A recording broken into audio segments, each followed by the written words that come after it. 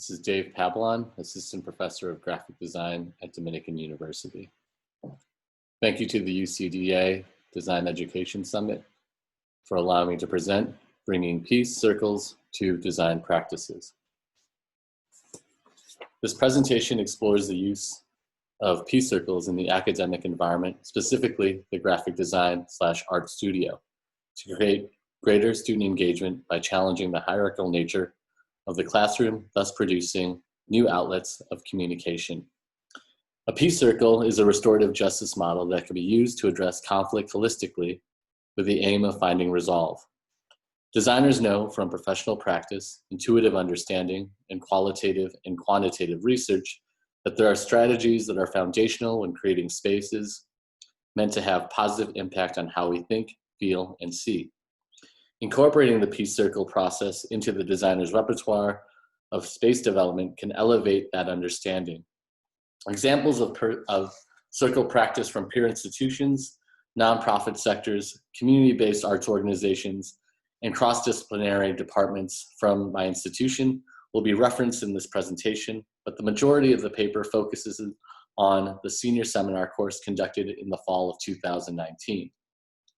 It is in this course where peace circles were implemented as a means to discuss and critique existing art, graphic design projects, and exhibitions dedicated to addressing the issues of long-term incarceration in the state of Illinois. In addition to commenting on existing work, peace circles were also used to plan and critique new work that were produced in the course as part of the closing gallery exhibition. This presentation argues for the use of peace circles in the studio to encourage deeper human-centered relationships with students by supporting discussion, discourse, and critical thought. With the rise of automation in all facets of labor, the field of graphic design has seen a growing need to humanize the practice as a means to separate itself from the technical. It will be the ability to strengthen the soft skills that will make the designers of tomorrow invaluable and irreplaceable by the computer or the machine. The key soft skill that human-centered design leverages is empathy. In general, the basis idea of empathy in design is that by truly understanding users' histories, perspectives, and experiences, designers become best equipped to provide ethical and sound design solutions by prioritizing those needs of the user. This paper and the subsequent research proposes a set of means to address the general definition with one key alteration to the definition just given, changing the term user to the other. Now, the other refers to a member of a dominated outgroup whose identity is considered lacking and who may be subject to discrimination by the in-group. Historically speaking, the origin of the other began with the exotification and exploitation of the East by dominant Western colonizers. This term was known as Orientalism. Since then, the other has gone on to include groups oppressed due to race, gender, sexual orientation, and class. The contemporary other demographic addressed in this paper will be that of the incarcerated, specifically individuals serving extraordinarily long prison terms of 60, 70, and 80 years or above, and the people and places affected by their absence. Throughout my career, I have made a conscious effort to use my craft to combat social injustices while balancing my own commercial work.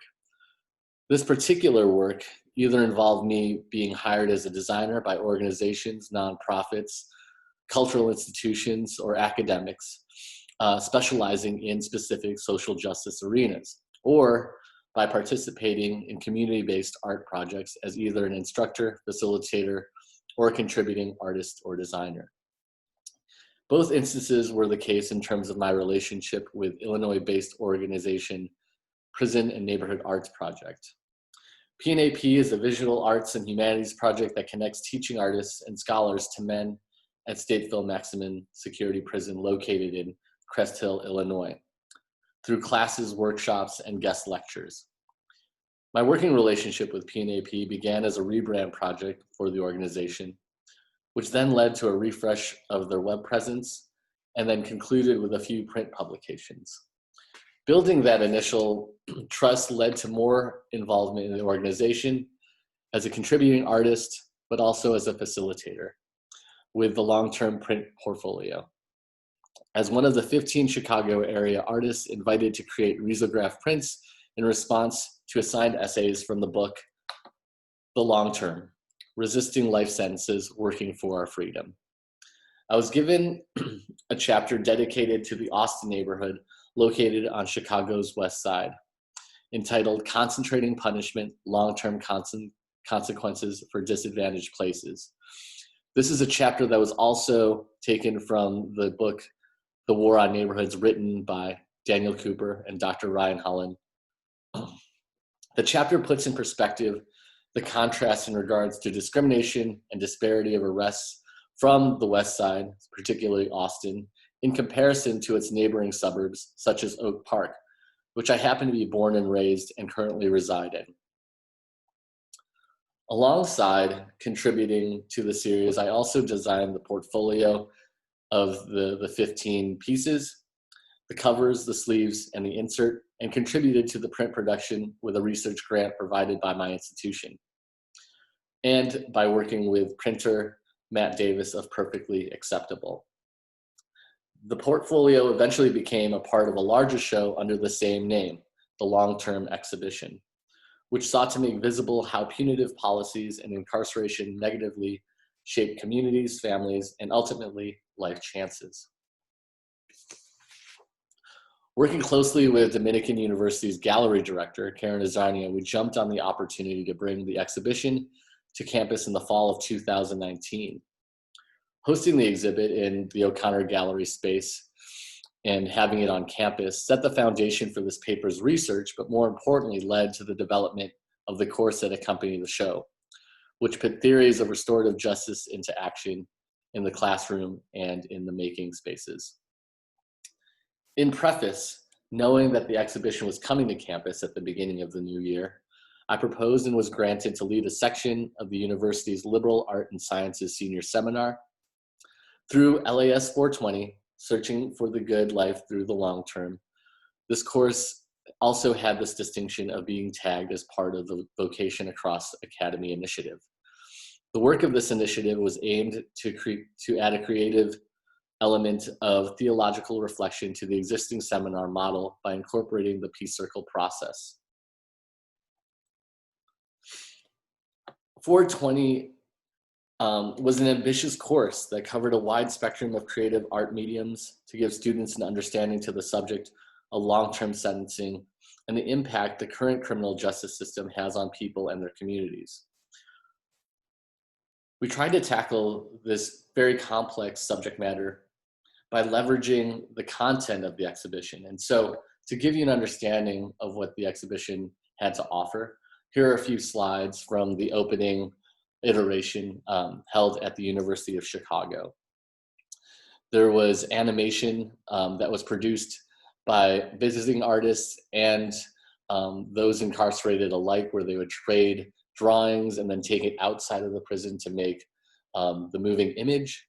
In addition, there was a series of audio pieces that were produced while in meal with those that were formerly incarcerated and people that were trying to change the criminal justice system, and were then painted on by an artist to give excerpts from those audio pieces to give an idea of sitting at the table with this very deep and complex conversation. And here are a few examples.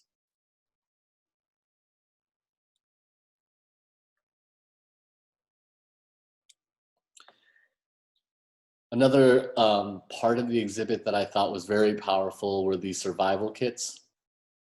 Due to the restrictions that those that are incarcerated face in regards to materials and tools, very few things could be used to produce sculpture. So when visiting artists of the medium of sculpture would come in, they had to work in a very kind of restricted manner. And through these restrictions, really wonderful and powerful pieces were produced. And so these survival kits are a reflection of the stories of those particular incarcerated people. All of them which would fit into the soapbox, which was allowable to carry outside of your cell.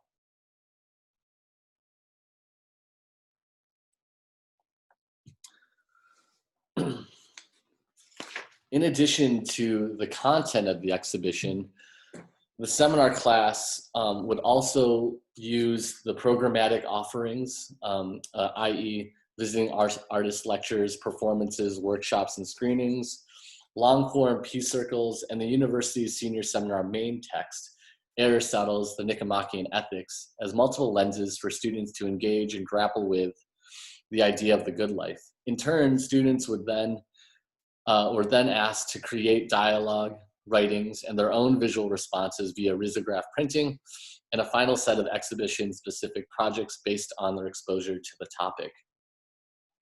Given the complexity of the subject matter, the unfamiliarity of the main text, I'd read Aristotle, but had yet to implement any of his work and writings into my own coursework, and my experience in leading peace circles, although I had been a participant in many. The course forced me in many ways to approach the syllabus as if I were a student myself. Like any successful group project, this was accomplished by trusting and working closely and collaboratively with my peers associated with the course and those that were doing work in regards to criminal justice reform. This included, but was not limited to, the co-directors of art from PNAP, Professor Sarah Ross of the School of the Art Institute, Chicago, and multimedia artist Damon Locks. My co-instructor, John DiCostanza, who serves as Dominican University's Director of Ministry, and the commissioned visiting guest artists and activists involved in prison reform. Artist Anna Martine Whitehead, artist Josh McPhee, poet Tara Betts, and the Scrappers Film Group. In preparation, I had to implement empathy in a new way, not as a designer or as an academic per se, but as a community partner. I'm carefully choosing the term partner instead of instructor because of the hierarchical and more appropriately non-hierarchical nature of restorative justice frameworks, which is very different than the way that I usually lead a class in the graphic design discipline. Through these frameworks, we use peace circles to get to the root of communication and changed the way that we conducted our course. Restorative justice practices are a system of principles and processes that build and sustain a culture of respect, responsibility, and accountability. I would argue that these same values also outline a healthy client, designer, and student-instructor relationship. The principles are achieved through emphasizing the importance of trusting relationships as central to building community and repairing relationships when harm has occurred. And although my personal experience with peace circles had solely been through criminal justice reform activism, i.e. non-graphic design, academic, or professional settings, I and the university saw value in its process and could envision the overlapping ideologies translating well in the classroom and into the design profession. So, what is a peace circle? Circles offer an alternative to contemporary meeting processes that often rely on hierarchy, win-lose positioning, and victim-rescuer approaches to relationships and problem solving. Derived from Aboriginal and Native traditions, circle brings people together in a way that creates trust, respect, and intimacy, goodwill, belonging, generosity, mutuality, and reciprocity. The process is never about changing others, but rather as an invitation to change oneself and one's relationship with the community. Circles intentionally create a sacred space that lifts barriers between people, opening fresh possibilities for connection, collaboration, and mutual understanding. To properly utilize peace circles and unlock its potential on campus, Dominican University partnered with the nonprofit group Precious Blood Ministries Reconciliation for formal training. Since its inception, PBMR has served young people and families most impacted by violence, incarceration, and structural inequity. PBMR focuses its work on Chicago's Back of the Yard and Englewood neighborhoods and also works with youth who are justice involved, re-entering the community after incarceration, or actively incarcerated. Through PBMR's training, we learned that circle structure is simple but not easy and must be experienced to be fully grasped and replicated. To conduct a circle, which is considered ceremony or ritual, the following are required: a meeting space, circle keepers, a talking piece, and most importantly, an agreement of consent. The space is arranged with chairs, usually in a physical circle, with only enough spots or seats for the exact amount of participants, no more, no less. This creates a place of belonging and safety, no obstructions and nowhere to drift or hide. These images that I'm showing you right now are images of post-circle. Because of the idea of consent and intimacy, none of our circles were videotaped or photographed. The circle keeper or keepers are the facilitators of the ritual that literally chime in the session, followed by a poignant statement or quote that initiates the topic for the day. In addition to facilitating the session, the ceremony keepers are often revisit and reinforce the agreed upon values of the group before initiating the conversation with an opening question to the group. Response then begins usually by the keepers sharing their own answer or experience, first with a talking piece in hand. The talking piece is a physical object the keeper introduces to the group that holds personal value. It is used as a symbol of respect between speakers and listeners, as only the holder of the talking piece is allowed to speak. When the holder is done, silence, choosing to not share, is also acceptable without judgment or consequence. They pass it onward to the left. The process of passing the talking piece around the circle may continue for a number of rounds, giving participants the opportunity to respond to something shared in circle when their turn is up again. Since only one person speaks at a time, being present, patient, and truly engaged by listening is valued. The process is also important because it levels the learning environment by equalizing the setting to a single voice in which everyone can choose to participate. By doing this, the classroom moves from an instructor as authority setting to one where all voices are valued and respected. The Vocation Across Academy initiative gave the faculty the flexibility to choose how often and for how long the circle practices would meet. In most cases,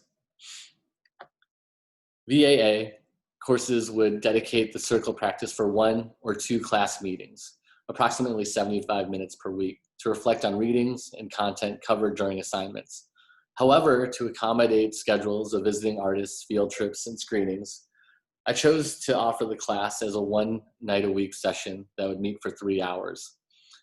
Approximately, circle would be on every 3rd class meeting. This allowed the opportunity for students to engage fully with the mediums and content presented to them, which was heavy in nature and or new to the students. This came to be a benefit as all the events happened within the lengths of each night class without having to break and revisit. Another realization was that the methodically slow duration of the circle iteration was well suited for longer, deeper, and more investigative conversations, yielding and unearthing very personal revelations amongst the students and their instructors, shares that we did not necessarily ask for or expect. While in circle, Professor DiCostanza and I, as keepers, would utilize the full period to set the proper tone for the evening, develop initial inquiries, follow-up inquiries, and even rounds of rebuttal or feedback amongst the class of 20. Most importantly, 180-minute circles force students to slow down, listen, breathe, truly reflect their shared before they shared. As a designer, that was the most rewarding benefit. So often in studio practice, we are asked to make, present, and defend in time crunches with deadlines, looming somewhat in a performative manner. In critique settings, professional and academic alike, how often have we let the most domineering and loudest voice rule the conversation? Fairly often, I would say. Pair that behavior with terminology such as selling an idea or delivering a pitch, and quickly move away from human-centered design principles to straight commerce and advertising.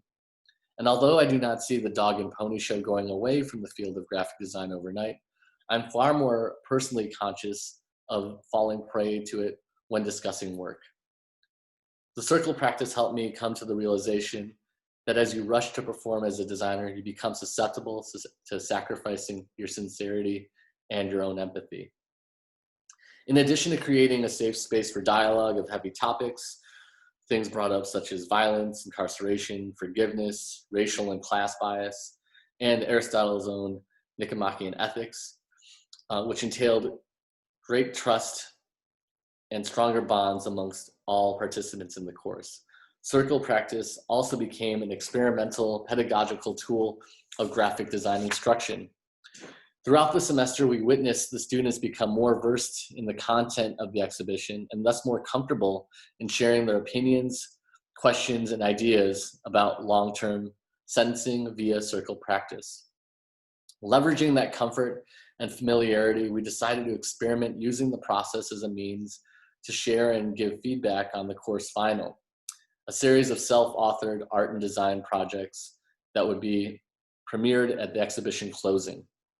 This included an initial proposal share and 2 work-in-progress critiques. Initially, it was a challenge for myself and many of my graphic design majors, as the format change of critique required a paradigm shift. Prior to the semester, we had grown familiar conducting critiques in the typical salon fashion, where I, as the instructor, would do more of the leading and questioning with ricocheted responses usually following. The struggles of critiquing in circle included waiting your individual turn to give feedback, resisting to interrupt a peer's thought, fighting the urge to persuade an individual's opinion, and simmering the need to defend one's creative decisions. However, as we persisted to use circle in this fashion of critique, the benefits eventually followed and the struggles listed above subsided as well, as we as a collective became cognizant of our tendencies and how those tendencies can at times be counterproductive. Students who had previously been non-engaged or silent in studio courses became empowered and embraced the opportunity to share and receive constructive criticism. Outspoken extroverts were reminded of the value of listening and grew to appreciate the allotted space and time to conduct silent reflections, a quality sometimes lost in studio critiques. By semester's end in the course, instructors and students alike were involved in a holistic approach to empathy. Through the exposure of the exhibition and the use of circle practice, we were forced to immerse ourselves as best we could without actually being incarcerated in empathy. Then, leading with this acquired empathy, we were able to appropriately prototype, design, and make for the communities impacted by unjust long-term sentencing by giving voice and vision through their work. And so I leave this presentation with a few slides of the final projects produced in seminar LAS 420. This group of 5 design and non-design students created 160 greeting cards that they personally hand wrote responses to and asked members of their family and their friendship and their kin group to fill out, that would then get delivered to the over 160 people incarcerated in the state of Illinois. This group of designers, fashion designers, and non-design majors produced and wrote a response to the idea of fashion and incarceration and the ideas of the person that's incarcerated being more than just a crime, but is at the root of it a person again. This 2-piece sculptural piece was a mixture of typography and sculpture, and played with the idea of face value. So things that are perceived by the outside culture for those that have been incarcerated, and then the interior side of the mask were the realities of the things that they had to deal with or were managing. And finally, 25 to Life is a representation of the weight that those that have been sentenced to long terms have to feel. And so these students equated a physical weight to the literal weight that they made in this sculpture. Alongside that, they paired it with a clock of how long 80 years would feel like. That is the end of how the semester turned out. The final projects were a great success. We had a wonderful opportunity not only to learn in the classroom, but we expanded the boundaries of within the four walls of the university. We brought in people to give their perspectives of being incarcerated, reform, people that were working on the grassroots level, and we hopefully had changed a lot of those seniors to put some of their work and their effort into this very important topic. I thank you for your time, and I welcome any kind of feedback or response or inquiry that you might have. Thank you very much.